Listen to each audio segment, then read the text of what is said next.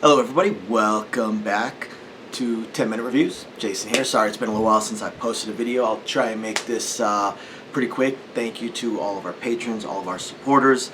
Really appreciate it. Don't forget to check the links down below for links to today's book and anything else that we might find applicable. I need to have some traffic through that Amazon thing that you guys suggest in order for it to keep going. Otherwise, I'm going to go ahead and jump right into today's video. So today I want to talk about a series that I've talked about book one already. I read the series a while back, so instead of splitting it up into one video for each book, I'm just going to talk about the rest of the series, which is basically books 2 through 6. I want to talk about Robyn, Widemon, and their book, The Wandering Cultivator. Now, most of you guys that have watched this know that I'm a huge fan of the cultivation type novels, and there's some very interesting ones that I've come across and some absolutely fantastic ones, just utterly amazing, and some that are just okay. And The Wandering Cultivator is up there. It's up there as one of the better cultivation type novels or series that I've read in a while. Now there are a lot of parallels between The Wandering Cultivator and The Unintended Cultivator. A lot of parallels. You've got this cultivator finds himself wandering, becomes a wandering cultivator for reasons, meets a few people, starts making a bit of a name for himself. This time around, it's not so much based off of immense power like the Unintended Cultivator. You've got multiple different levels of immense power. You've got the main character and his ability to punch above his weight, punch above his rank, and then of course you've got his mentors. Now in The Wandering Cultivator, the main character, Kaylin, is not that great as a cultivator, and especially when we consider most of the cultivation novels, you're talking about, you know, Last Airbender type martial artists and or you know, Crouching Tiger, Hidden Dragon kind of stuff. And Kaylin is actually kind of a crappy fighter, at least starting out. He does, over the rest of the series, start gaining some pretty good skills at it, but his main ability is his alchemy. It's his alchemy and the fact that he doesn't do traditional alchemy. He knows traditional alchemy and he can do traditional alchemy, but for the most part, he more does almost like mathematical alchemy. I mean, the ingredients are their own variables and they have their own properties, and he starts looking at it and wondering if he can't take these ingredients that are super expensive, that do these things and combine into this particular elixir pill. Well, there's these other ingredients that do the same thing, just way less.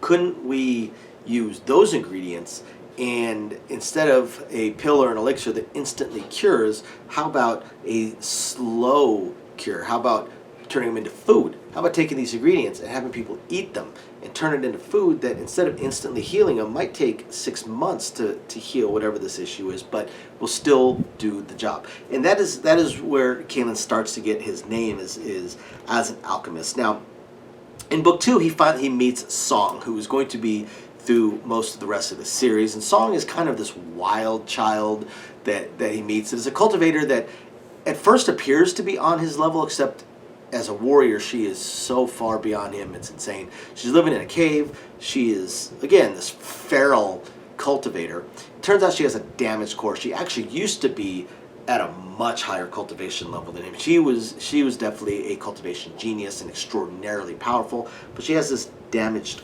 core.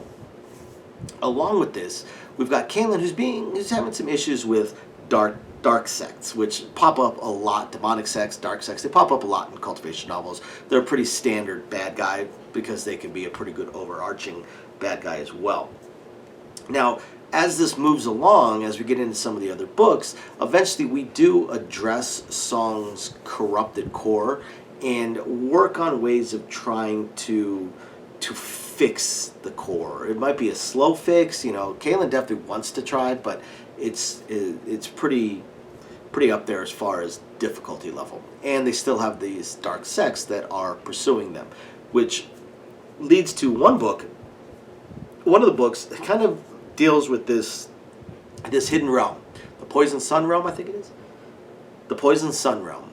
and this expedition in there, and Caitlin gets recruited for this expedition, goes into this Poison Sun realm, and naturally finds himself getting betrayed, and of course it doesn't quite work out great for the betrayers, but in fact it works out very, very poorly for the betrayers. Now the Poison Sun realm, Caitlin has to travel to this realm that, think of, an oasis in the middle of the Sahara Desert. That is what the kingdom, I guess, that Caitlin has to go to. Water is very, very much the primary resource, and the Poison Sun realm gives a lot of advantages to it. And then we move along. He's still continuing to battle this sect. Him and Song do eventually couple up. They're very, very, very different personalities. Now, by the time they do couple up, really by the time you're kind of leaning into the Poison Sun realm portion of this series, which is right around in the middle, book 3, book 4 area, Caitlin's already started to come into his own as a warrior as well. He's being trained by Song, but 2, as a wandering cultivator, he does have to fight. Typically other monsters, but he does have to fight. So he has gotten better and better and better at fighting monsters and defeating monsters and identifying how to fight them. Plus, Song's tutelage has also helped him get better and better and better. And then we start meeting a very, very interesting witch, and of course, like I said, we've got that betrayal that is so big, and that betrayal also leads to Song's death. And from there, from that point, we then get into a major vengeance arc on not just the dark sects, but on the killers of Song, primarily the dark sects, and some other cultivators that have popped up from time to time. The final book is kind of like a Marvel comic in that the dead aren't necessarily dead. It does turn out that Song, faked her death basically to go after the person that wronged her so badly, and that leads to a very, very, very interesting final battle, and a very interesting way of ending it. I have to say that the final book was probably my least favorite of the books, but books 1 through 5, as far as cultivation books go, they were fantastic. If you like The Thousand Leaf, if you like The Unintended Cultivator, if you like even Bruce Centaur's